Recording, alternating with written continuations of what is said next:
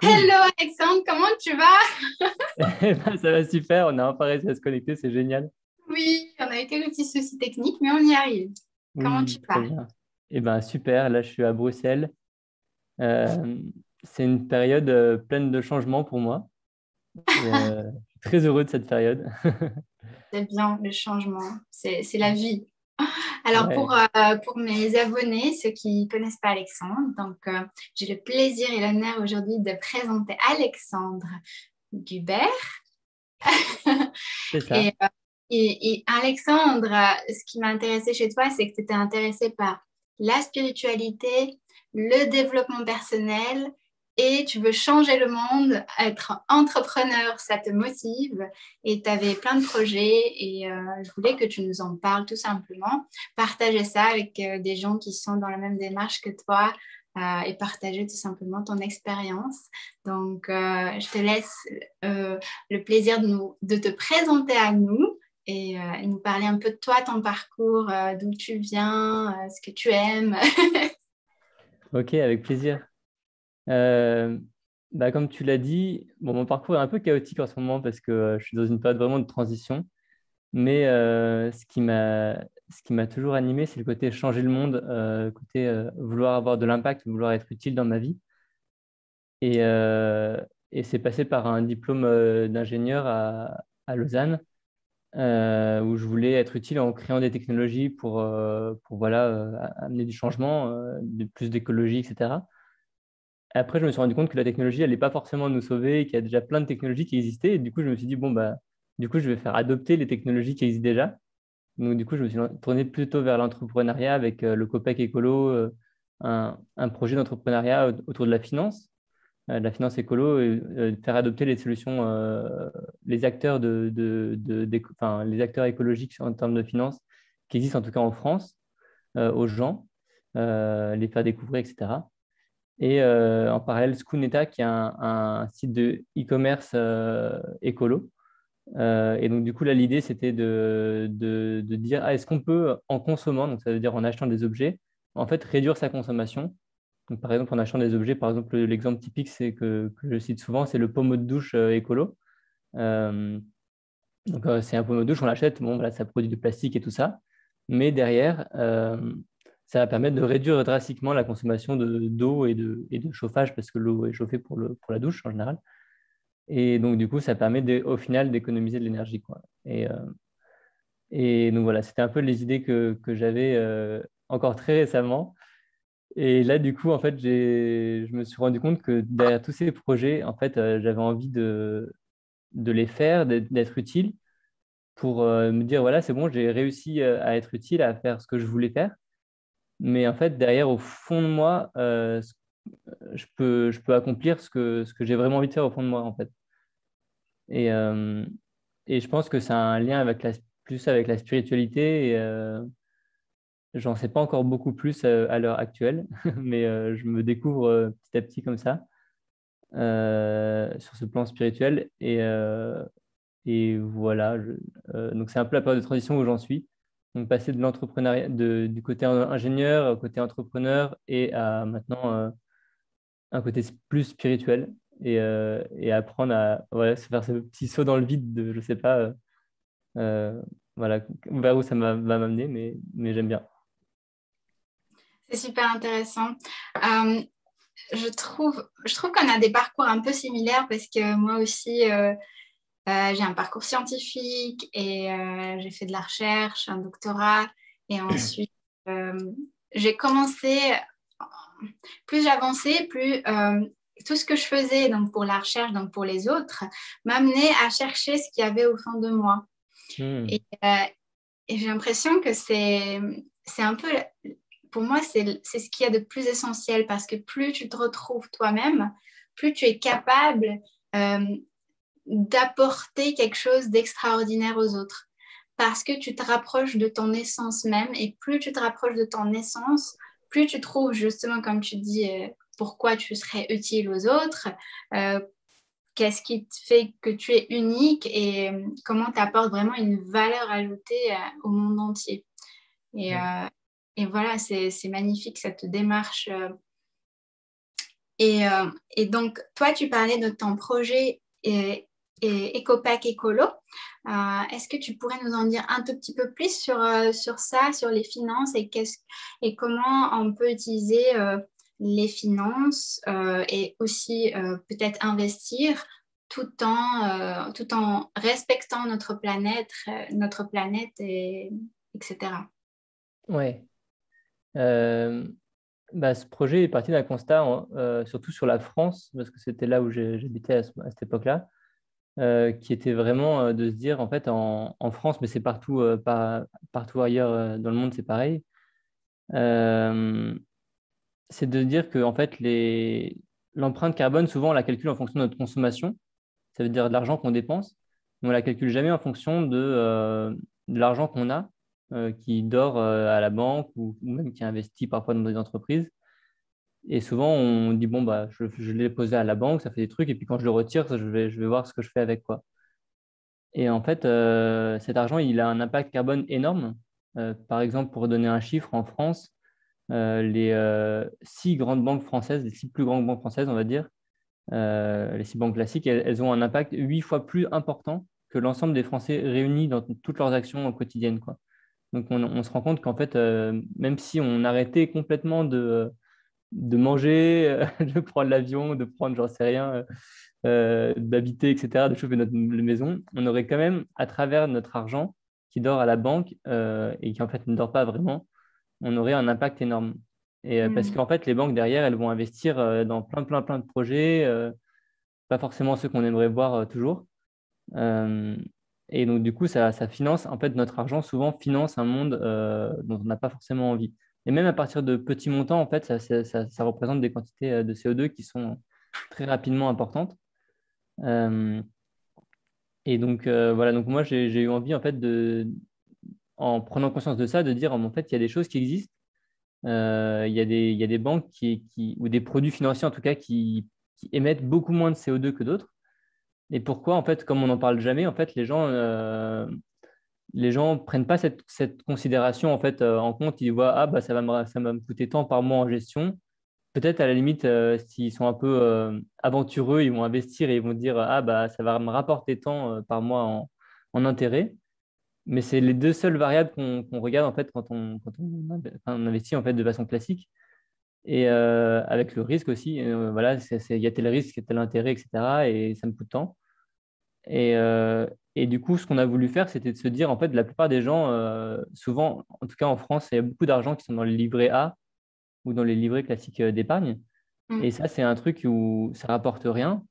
Mais on sait que l'argent est là, on sait, voilà, mais on sait que ça va rien. Il y a une certitude qui est sûre, c'est que ça rapportera pas, enfin, très, très peu d'argent, ou en tout cas moins que l'inflation. Donc c'est comme si on perdait de l'argent en fait en investissant de l'argent à la banque. Et on s'est dit, en fait, rien que cet argent-là, qui est déjà des gros montants, on parle en tout cas pour l'épargne en France, c'est 5 000 milliards d'euros. Donc c'est vraiment des gros, gros montants.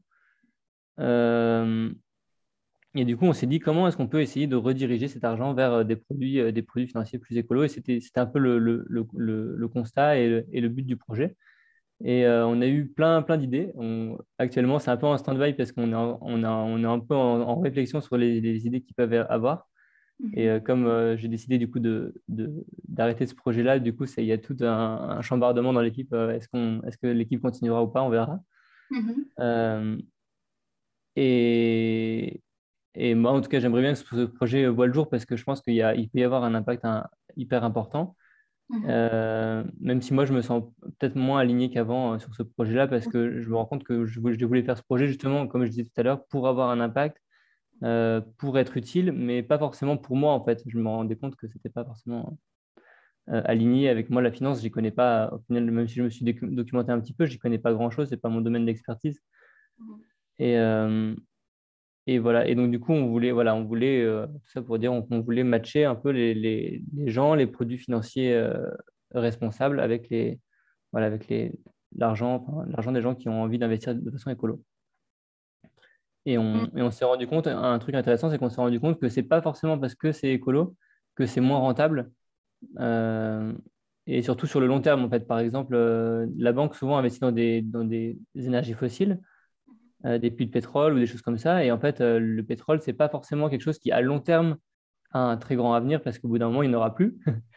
Et donc, du coup, c'est pas forcément une bonne idée d'investir dans du pétrole, alors que parfois, enfin, peut-être que je dis des bêtises, hein, mais en tout cas, parfois, dans les énergies renouvelables, il y a certaines pistes où ça peut être plus intéressant, ou voilà, il y a certains domaines d'investissement écolo qui peuvent être aussi rentables, quoi.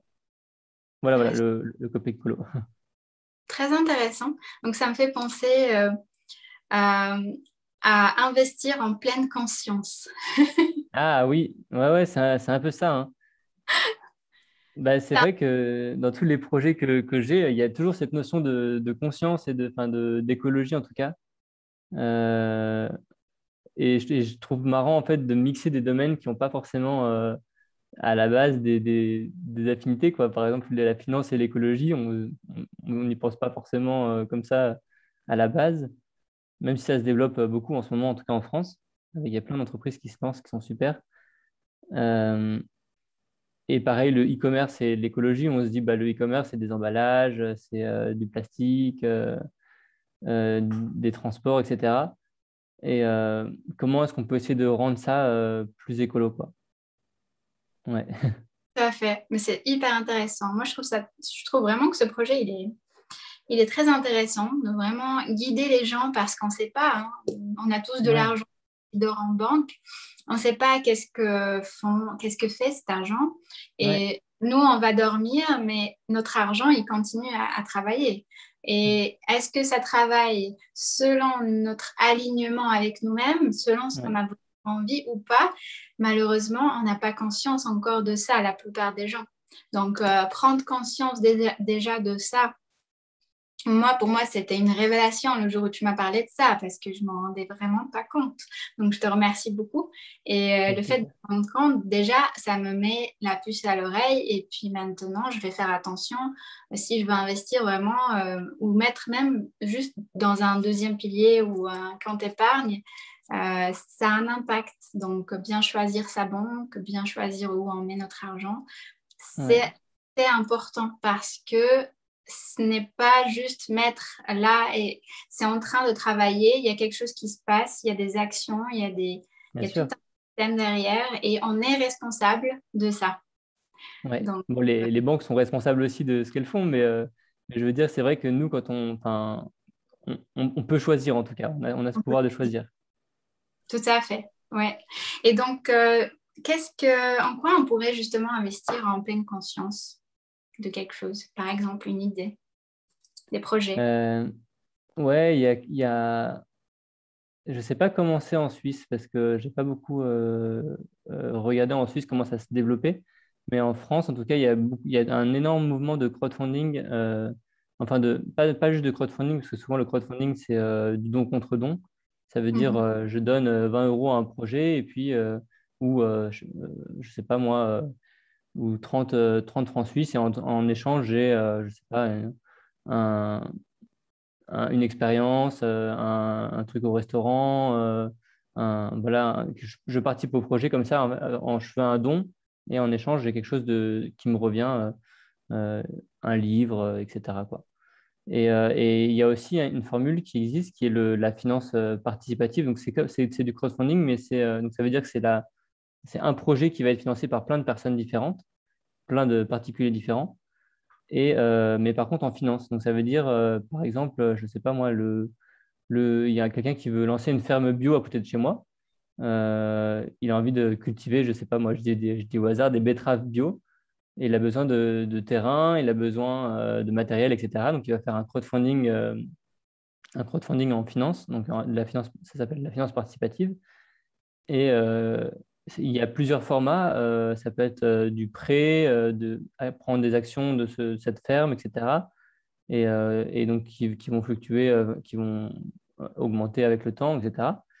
Mais donc du coup, il y a comme ça des produits financiers ou des façons de faire pour, en conscience, on peut choisir vraiment le projet qui nous plaît, quoi. Bon, il ne faut pas mettre toutes ses économies dedans parce que c'est quand même plus risqué. Si, imaginons qu'on met toutes ses économies dans un projet puis que le Faut projet finalement jamais, finit par, faut par jamais faire. marcher. Voilà, on sait bien sûr, on ne sait jamais. Mais Oui. ça peut être de faire varier, en fait, comment dire, de mettre un peu d'argent dans plusieurs projets. Et comme ça me fait moins de risques, quoi, Mhm, mhm. en mettant dans plusieurs projets.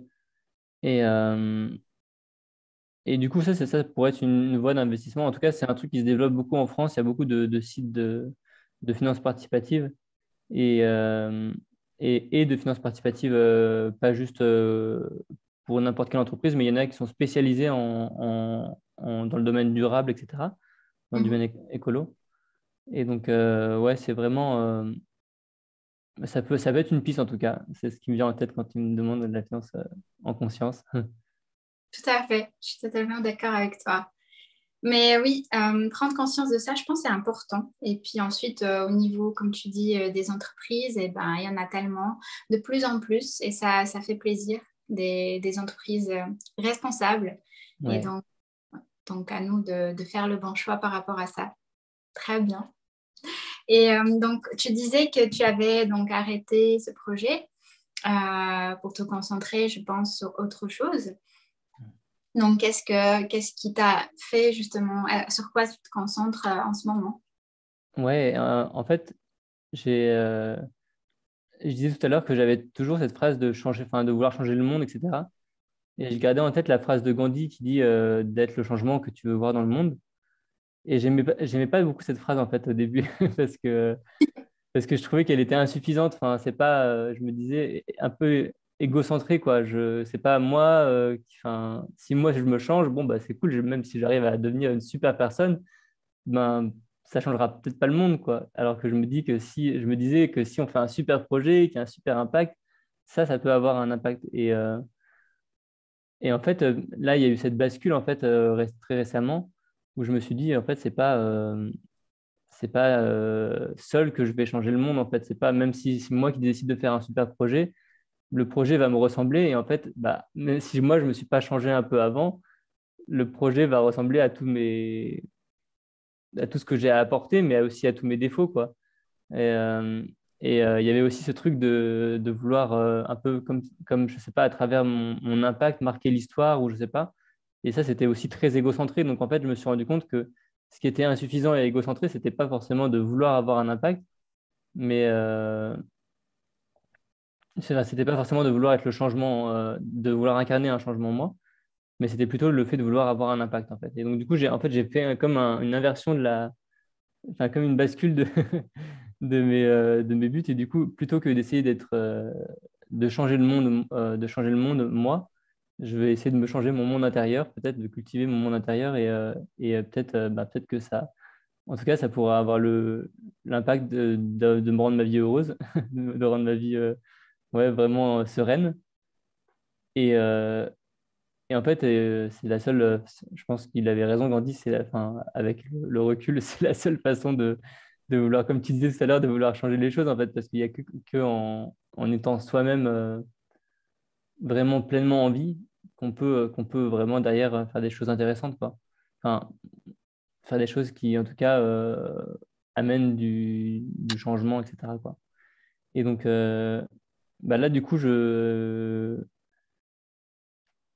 suis en train de vivre une période où justement j'enlève des couches en fait. Il y a plein de fois où je me dis ah il faudrait que je gagne ma vie en fait quand même. Il faut quand même que je fasse des projets ou faut que je trouve un business model personnel quoi pour arriver à trouver un moyen de financer ma vie quoi.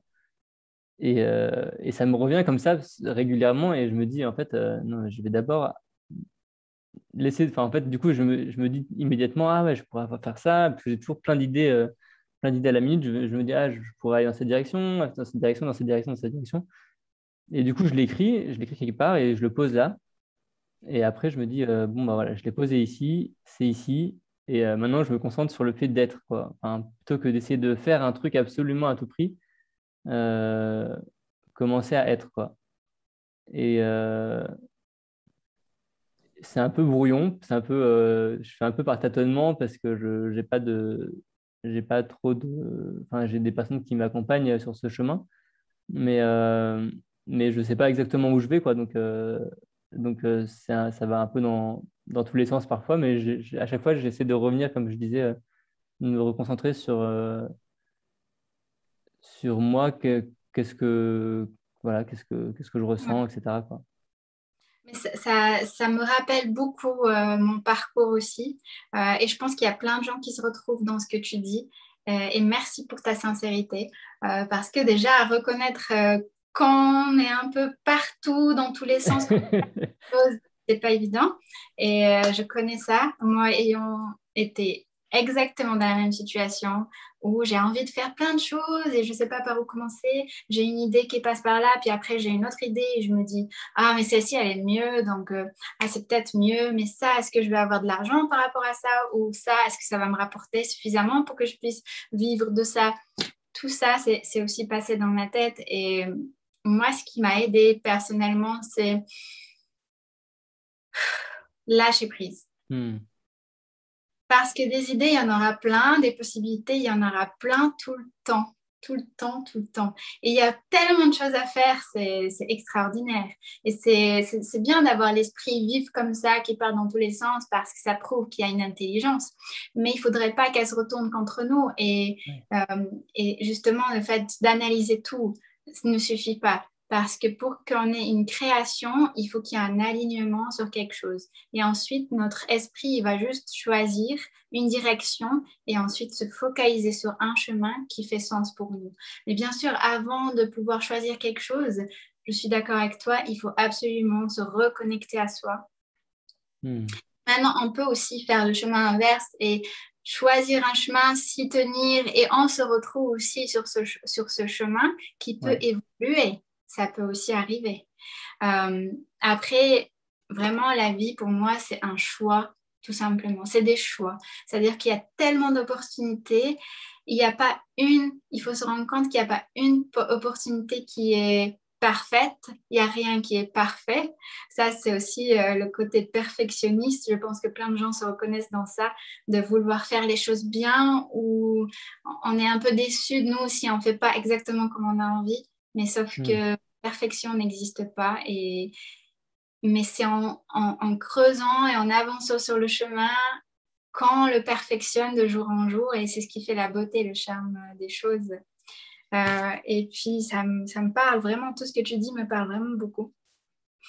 Et il y a une notion d'abondance, le fait qu'on pense à l'argent avant de penser à ce qu'on aime faire. Et c'est pas Hmm. le sens, en fait. C'est bien sûr subvenir à nos besoins, c'est primaire, donc c'est une peur. Donc derrière, il y a une peur de manquer qui est normale et naturelle parce qu'on a tous besoin de vivre, de survivre, parce que la vie, il faut payer son loyer, il faut ci, il faut ça, donc c'est normal. Mais penser à l'argent avant de penser à ce que nous, on veut vraiment, fait qu'il y a cette peur. Et une fois qu'on change les choses et qu'on pense vraiment, OK, peut-être que je vais commencer à faire un boulot ou continuer à faire un boulot juste qui me paye mes factures, mais entre-temps, je peux continuer à développer ma personne, ce que j'aime et trouver ce qui me plaît et doucement peut-être avancer sans vouloir que ce soit parfait, sans vouloir que ça aille trop vite parce qu'on est tous très impatients et trouver cet équilibre entre nous. Et une fois qu'on est vraiment sur ce chemin, je pense que l'abondance vient automatiquement. Pourquoi? Parce qu'on se fait plaisir et on fait plaisir aux autres. Et donc, c'est cet échange-là qui crée l'abondance parce que c'est simplement une énergie. Donc, une fois que notre énergie déjà de notre corps est alignée et tout ce qu'on commence à offrir et à recevoir est aligné, l'abondance vient aussi. Mais aussi, il faut accepter aussi de recevoir. Il y a aussi Ouais. cette question d'accepter de recevoir. Euh, et des fois, on a des syndromes d'imposteur, etc. Et ça, c'est aussi un gros travail à faire. Donc, ouais, merci pour ce partage, hein. Qu'est-ce que je voulais te poser comme question? Quel changement tu aimerais voir dans ce monde?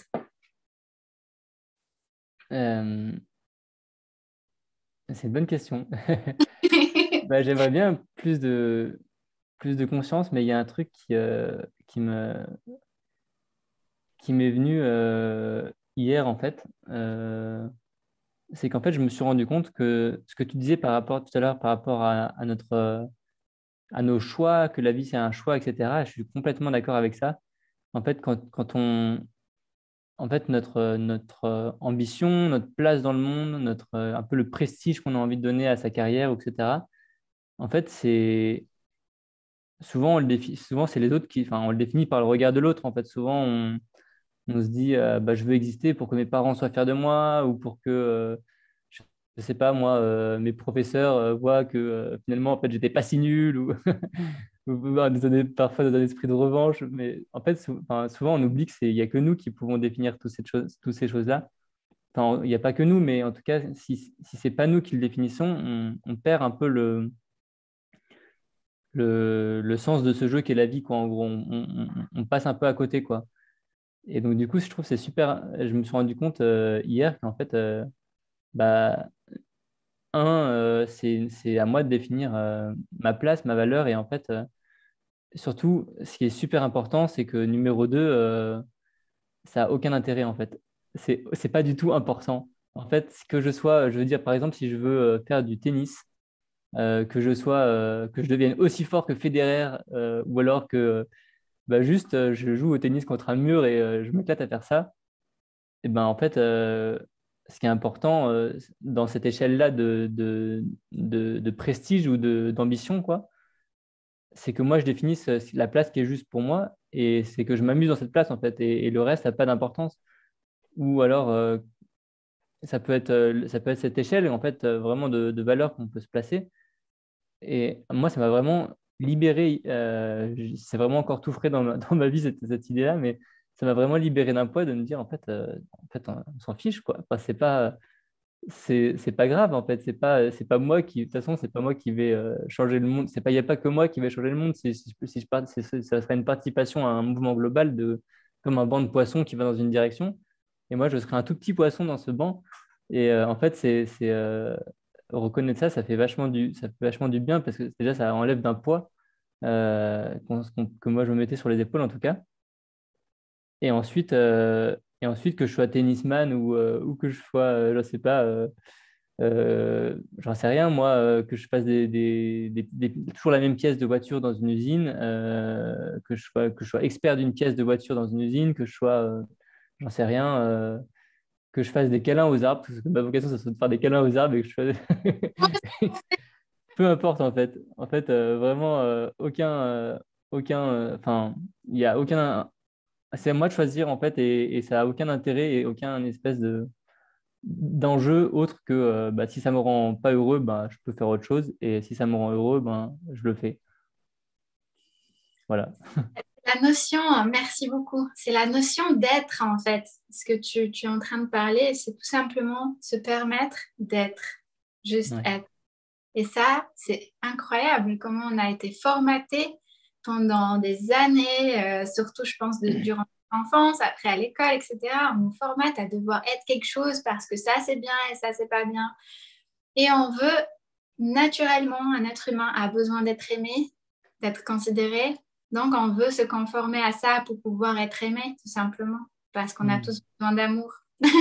Ouais, c'est ça. C'est normal. Donc, au final, à force de vouloir être aimé, de courir après ça, on se perd nous-mêmes et on veut correspondre à quelque chose qui ne nous ressemble pas forcément toujours.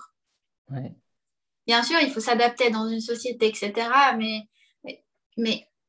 quand même, il ne faut pas oublier cette partie de nous et on s'oublie souvent beaucoup.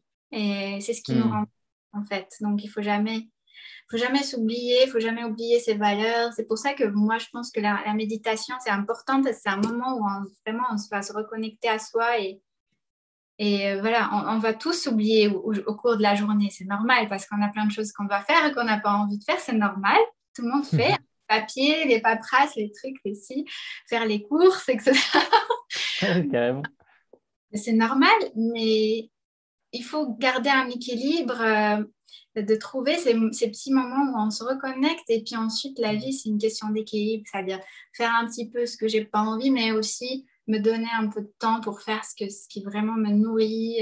Et plus je suis nourrie, plus je peux donner aux autres. Et c'est ce Ouais. qui crée une relation harmonieuse, c'est ce qui crée une vie harmonieuse et heureuse. Et c'est ça qui est bon, quoi. Et puis, tu as aussi parlé des notions de regard des autres qui est extrêmement importante parce que on existe à travers le regard des autres, c'est vrai, parce que l'autre, il nous reflète une partie de nous. Ça peut être bien comme ça peut être pas bien, agréable comme ça peut être pas agréable. Et si on pense qu'à ça, encore une fois, on va se perdre. Encore une fois, on va perdre qui nous sommes. Et, euh, et voilà, donc après, il faut savoir qu'on ne peut pas plaire à tout le monde. Personne ne peut plaire à tout le monde parce qu'on est tous différents, on a tous des goûts différents, on a tous des envies différentes.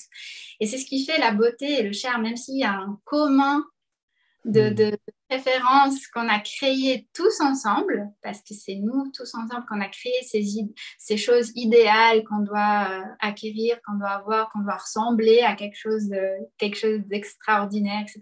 On a façonné ça tous ensemble avec notre conscience collective au final.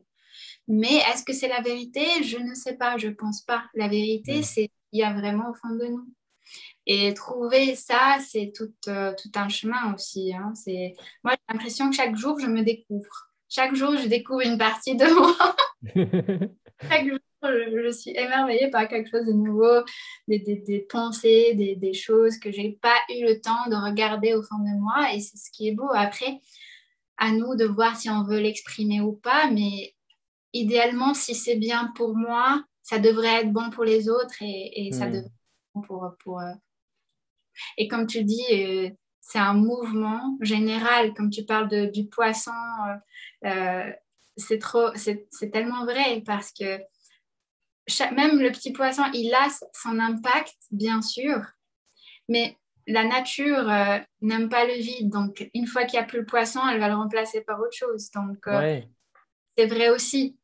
Mais si on est là, c'est pour ça que c'est une chance. Il faut en profiter. On est là, on a notre importance. Tant qu'on est là, on a notre importance et on a notre empreinte qui est spécifique, qui est spécifique à nous-mêmes. Il suffit de regarder les empreintes digitales. On a tous une empreinte digitale unique. C'est quand même extraordinaire. Ça prouve qu'on est tous uniques. Même les jumeaux, ils n'ont pas les mêmes empreintes. Ouais, c'est vrai. Donc, on est tous uniques, on a tous quelque chose d'unique et de rajouter. Et je trouve ça merveilleux de ton parcours, de vouloir vraiment te rapprocher de ça. Et après, il ne faut pas rentrer, moi personnellement, il ne faut pas trop rentrer dans tous les détails parce que sinon, on ne fait rien. Ouais. Il faut quand même agir à un moment. Ouais, c'est une question d'équilibre, comme tu disais, hein. Ouais. Moi, c'est ce que je suis en train de me dire.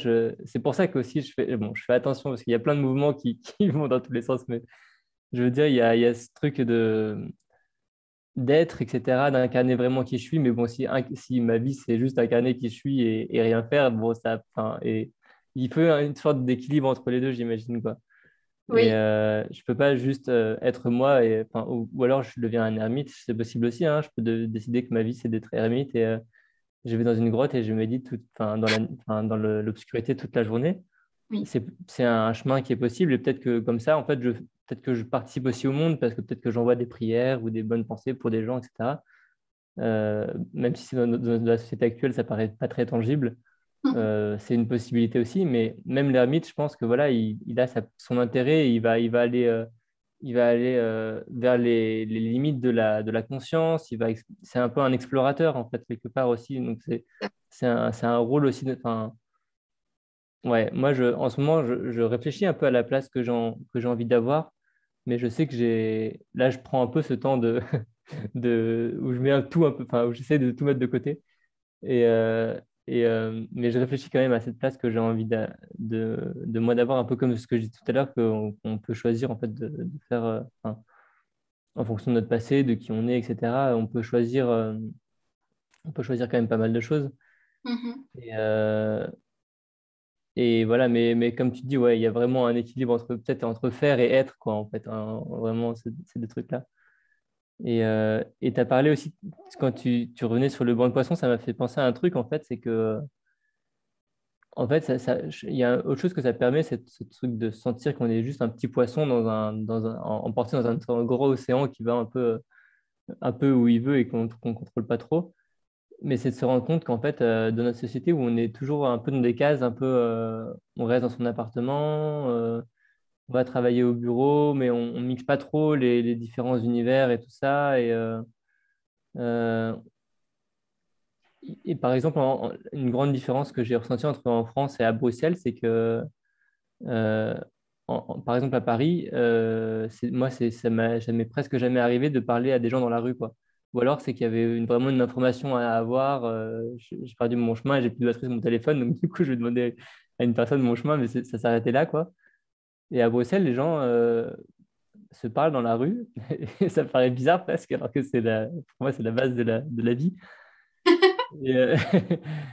Et, et du coup, voilà, tout ça pour dire que par rapport à ce truc de poisson, en fait, le fait de se rendre compte qu'on a un tout petit poisson, en tout cas, moi, ça m'aide parce que ça me sort de ma bulle, quoi, en fait. Ça me sort moi, je me dis, en fait, on fait partie d'un grand tout qui bouge dans tous les sens et c'est beaucoup plus cool si ces poissons, ils communiquent entre eux et si, Mm. je sais pas, il y a de l'interaction et tout, s'ils vont se parler, s'ils vont faire des zooms comme on est en train de faire et tout. Et je trouve ça beaucoup plus cool et c'est beaucoup plus, le banc de poissons devient beaucoup plus intelligent et beaucoup plus Mm. enrichissant que si c'est juste des poissons qui vont dans la même direction, un peu comme ça pourrait être pour des moutons. Enfin, peut-être que les moutons communiquent aussi, je sais pas trop.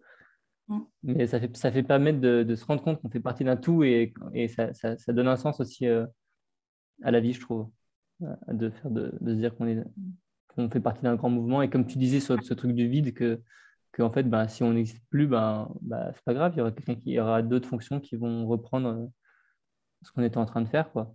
Mhm. Mhm. Donc ouais, C'est ça fait du bien.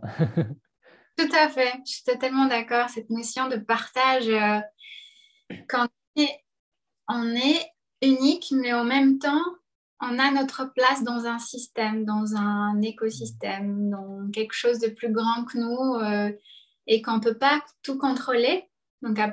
au bout d'un moment, il faut accepter qu'on ne peut pas tout contrôler, mais on a une partie de responsabilité. Donc, on a des choses sur lesquelles on a un contrôle, notamment nos choix.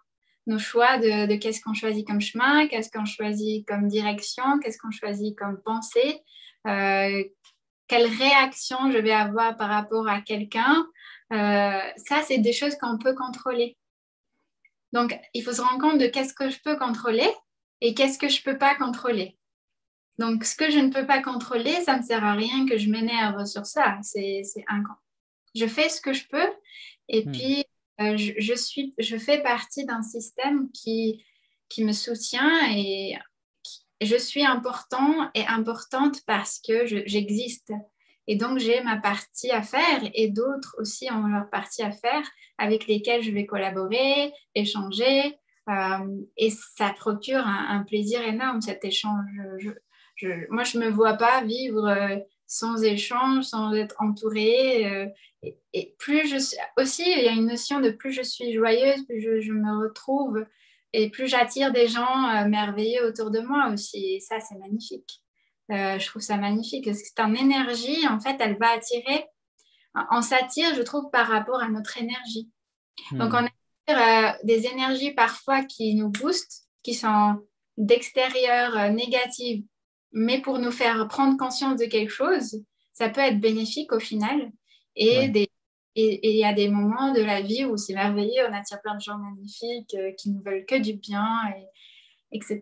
Et tout ça, ça a un sens parce que ça nous guide au final, comme tu dis, par rapport au grand tout. Parce qu'on prend un peu plus de recul, on voit que, ah, tiens, il y a quelque chose qui est arrivé, mais ça avait un but. Au final, je ne serais jamais ici, sur cette partie de ma vie, si j'avais pas eu ça avant. Ouais.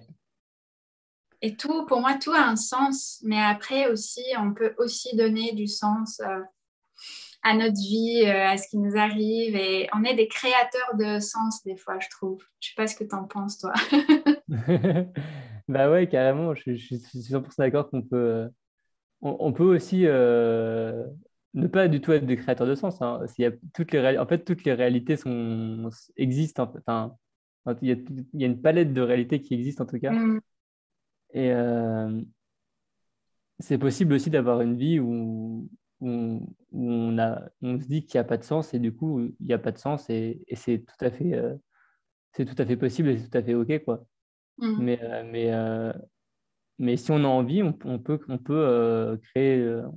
En tout cas, c'est un peu ce truc des croyances aussi, hein, qui sont importantes, qui sont Mm. vachement importantes. Si on croit que notre vie peut avoir un sens, on peut faire une vie, voilà, on peut vivre une vie qui a du sens pour nous, Mm. quoi. Et je trouve ça c'est vachement marrant, ce truc de croyance, notamment parce que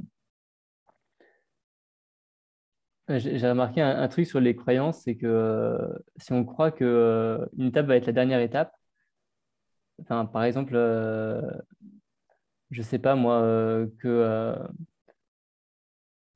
une personne enfin moi par exemple, je vais prendre mon exemple quand je me suis dit ah bah je vais être ingénieur, Mm. eh ben, ça va être beaucoup plus difficile pour moi d'arriver à faire ma dernière thèse mon dernier travail d'ingénieur, de diplôme d'ingénieur, que si je me dis je veux être docteur et du coup je me dis ah bah je vais être ingénieur mais c'est une étape et du coup comme je vois un peu plus loin, ma croyance elle est de dire que l'étape d'après c'est là que je vais.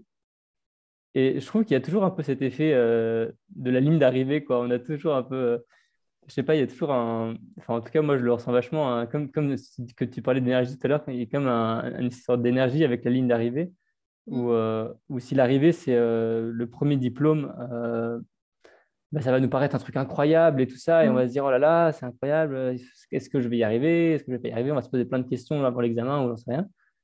Alors que bah, le contrôle qui était juste 2 semaines avant, où bah, on va beaucoup moins se poser de questions en fait. Et donc je trouve en fonction de là où on se fixe, ça revient un peu à ce qu'on disait tout à l'heure par rapport à ce qu'on se fixe comme valeur et comme place, ambition, etc. En Mm. fait, en fonction de là où on la fixe, et ben, si on se dit, enfin, pour prendre une image un peu plus simple, si on se dit je vais courir un marathon, Mhm. bah, les 100 premiers mètres nous paraissent super faciles. Mais par contre, si on se dit je vais courir un 100 mètres, les 100 mètres nous paraissent super, super intenses et super. Enfin, je sais pas, c'est comme, je sais pas trop encore. Peut-être je m'embrouille un peu dans cette histoire de ligne d'arrivée, mais j'ai l'impression Mhm. quand même qu'il y a une histoire comme ça que, en fonction de notre énergie et en fonction de l'intention, comment on la met, eh Mhm. ben, on peut aller beaucoup plus ou beaucoup moins loin, en fait, en fonction de ce qu'on se dit, quoi. Ouais, je comprends parfaitement ce que tu dis en fait. Ouf. C'est ces histoires de croyances, pour moi, je suis totalement d'accord avec toi. En fait. Justement, moi, je travaille avec de l'hypnose et le but, c'est justement de changer ces croyances limitantes Hmm. qu'on peut avoir des fois. Et on ne se rend pas compte, mais nos pensées ont une importance énorme en fait. Ce qu'on pense, euh, nos peurs en fait. Quand tu parles de la ligne d'arrivée, pour moi, ça me rappelle un but, par exemple, qu'on se fixe. Ouais, c'est Euh, ça. si on se fixe un but trop bas, au final, une fois qu'on y arrive, on se dit, ah, mais j'aurais pu faire plus, en fait. Pourquoi est-ce que j'ai pas vu plus grand? Et qu'est-ce qui me limite au final?